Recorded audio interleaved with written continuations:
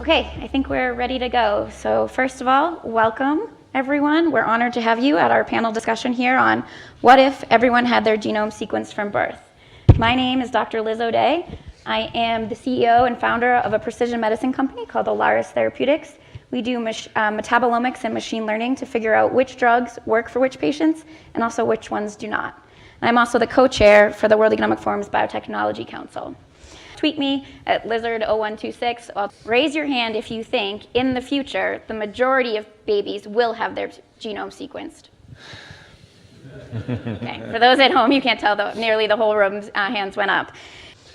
I'm Matt Hancock. I'm the UK Secretary of State for Health and Social Care, and I'm also the proud shareholder of Genomics England, which is one of the most cutting-edge organisations for genome sequencing in the world. And we, in December, hit the target of 100,000 whole genomes sequenced. Wow. And we have reiterated a new goal of reaching a million in the UK over the next 5 years. And the critical next phase will be to deliver that within clinical settings in a way that improves people's lives. Awesome. So I'm Jay Flatley. I was the CEO of Illumina, based in San Diego for 17 years. I'm Jody Halpern. I'm UC Berkeley's professor of bioethics, and I also work in tech ethics.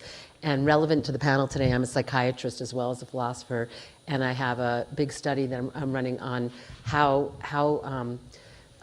people's attitudes about gene editing, somatic cell gene editing, are transmitted from scientists to physicians to potential participants in phase 1 trials. So I look at how emotions influence people's health decisions. Good morning. My name is Stéphane Bancel. I live in Boston, as you can tell from my accent. I'm the CEO of Moderna, which is a clinical stage biotech company. We are working to make a new class of medicine using messenger RNA. So the idea is to inject messenger RNA in humans, which we are doing as we speak. Well, I didn't know you were going to ask this question, but start at the other end, maybe. But for Christmas, yeah, my brother bought me a 23andMe kit. Okay. And he's actually my half brother, making it even more interesting. And it's sitting in my kitchen.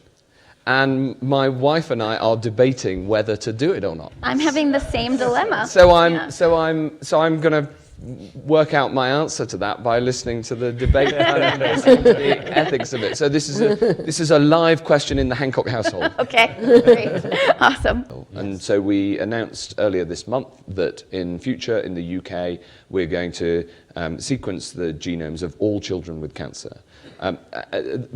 To the point that you can do something about it, and it will likely improve the treatment.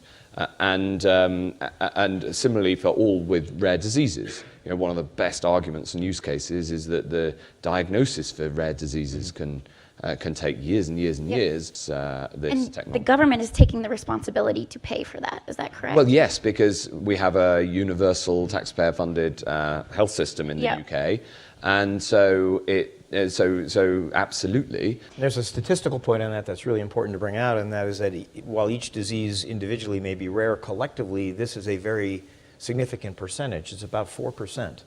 But we're also introducing what we're calling genomic volunteering, which is that if you want to pay, then we'll ensure that that service is available.